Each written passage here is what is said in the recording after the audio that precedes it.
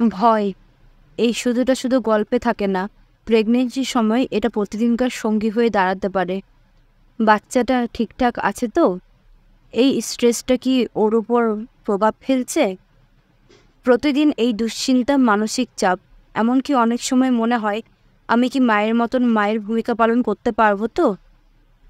জানেন কি, গবেষণায় দেখা গেছে অতিরিক্ত মানসিক চাপ প্রেগনেন্সির সময় প্রিটার্ম লেবার কিংবা হাই ব্লাড প্রেশার এবং শিশুর জন্মের পর মানসিক সমস্যার ঝুঁকি বাড়িয়ে দেয়।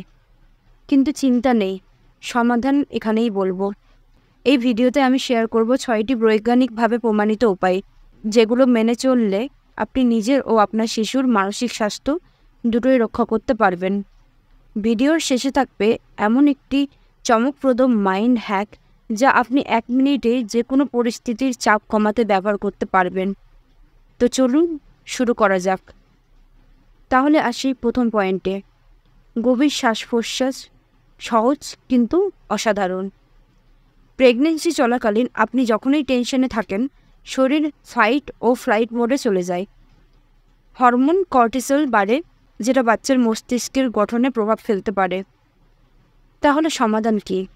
তো প্রথম পদ্ধতিটি হলো 4 সেকেন্ড নাক দিয়ে শ্বাস নিন, 4 সেকেন্ড ধরে রাখুন, আর নেক্সট 4 সেকেন্ডে মুখ দিয়ে ছাড়ুন। এইভাবে দিনে মাত্র 5 মিনিট করতে থাকুন, দেখবেন সব ঠিক হয়ে গেছে। এবার ভাবছেন, শুধু শ্বাস প্রশ্বাসে এত কিছু হবে? হ্যাঁ, হবে, কারণ এটাকে মস্তিষ্ক সরাসরি শান্তির বার্তা পায়। তাহলে টিপসটি হলো, মোবাইলে রিমাইন্ডার দিন, শ্বাস নিন, চাপ ছাড়ুন। তাহলে আসি সেকেন্ড পয়েন্টে। মন খুলে কথা বলুন। হ্যাঁ, চুপ থাকবেন না। অনেক সময় আমাদের সমাজ বলে, তুমি মা হতে চলেছ, শক্ত থাকো।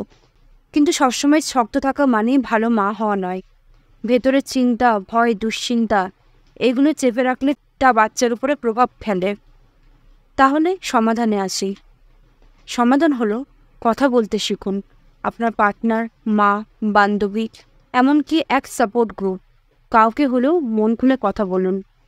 গবেষণায় প্রমাণিত, কথা বললে স্ট্রেস হরমোন 30% পর্যন্ত কমে যায়। এবার আসি তৃতীয় নম্বর পয়েন্টে, ব্যায়াম। হ্যাঁ, ব্যায়াম প্রেগনেন্সিতেও আপনি করতে পারেন। প্রেগনেন্সি মানেই বিছানায় বিশ্রাম, এই ভুল ধারণা এখনও অনেকের মাথায় ঘোরে। সঠিক ব্যায়াম মানসিক চাপ কমানোর জন্য সবচেয়ে ভালো ওষুধ। তাহলে সমাধান কী?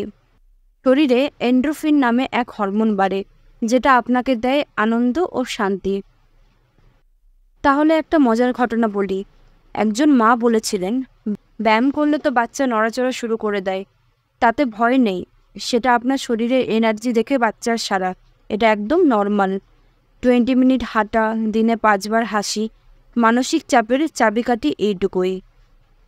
তবে আসি 4 নম্বর পয়েন্টে, নিজের জন্য মি টাইম রাখুন। জীবনের সব দায়িত্বই যখন আপনার কাঁধে, তখন নিজের জন্য সময় বের করাটা যেন অপরাধ। কিন্তু একটা কথা মনে রাখুন, একজন শান্ত মা মানেই একটা সুস্থ পরিবার। তাহলে সমাধান কী?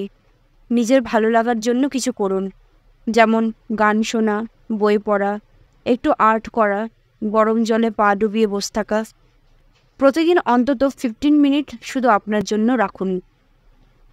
তাহলে আসি 5th পয়েন্টে, স্বাস্থ্যকর খাওয়া দাওয়া। আপনার মুড আপনার খাবারেই লুকিয়ে থাকে।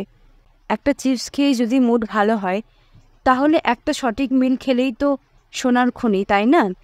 আপনার শরীর যা খায় সেটাই তো মস্তিষ্কে রূপ নেয়। তাহলে সমাধান কী? আয়রন, ম্যাগনেসিয়াম সমৃদ্ধ খাবার খান, যেমন ডিম, বাদাম, ডাল, সবুজ শাকসবজি ইত্যাদি। এইসব আপনারা খেতে পারেন। তবে একটা মজার কথা বলি, ডার্ক চকলেট স্ট্রেস হরমোন কমায়, অবশ্যই পরিমাণ মতন। এবার প্রশ্ন জাগছে, তাহলে কি আমি প্রতিদিন চকলেট খাবো?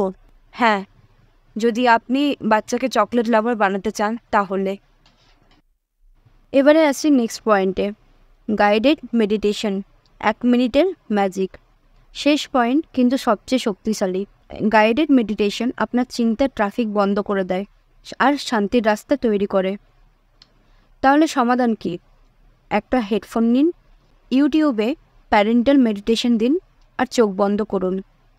মাত্র 1 মিনিটেই আপনি অনুভব করবেন মাথা হালকা লাগছে আর মনও শান্তি হয়েছে। এবং যেটা আমি প্রথমে বলেছিলাম ক্লিফ হ্যাঙ্গার হিসাবে, আপনি কি জানেন আর গাইডেড মেডিটেশন একটা শব্দ আছে যেটা শুনলে মস্তিষ্ক শান্ত হয়।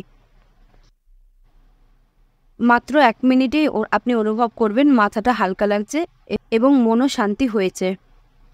আপনি যদি আজকের এই 6টি উপায় থেকে অন্তত একটিও মেনে চলেন, তাহলে আপনার মানসিক চাপ যেমন কমবে, তেমনই আপনার বেবির ভবিষ্যতও উজ্জ্বল হবে। ভিডিওটা যদি আপনার ভালো লেগে থাকে তাহলে শেয়ার করুন অন্য মায়ের সঙ্গে। আর হ্যাঁ, সাবস্ক্রাইব করতে ভুলবেন না, কারণ আপনার প্রেগন্যান্সির প্রতিটি ধাপে আমরা পাশে আছি।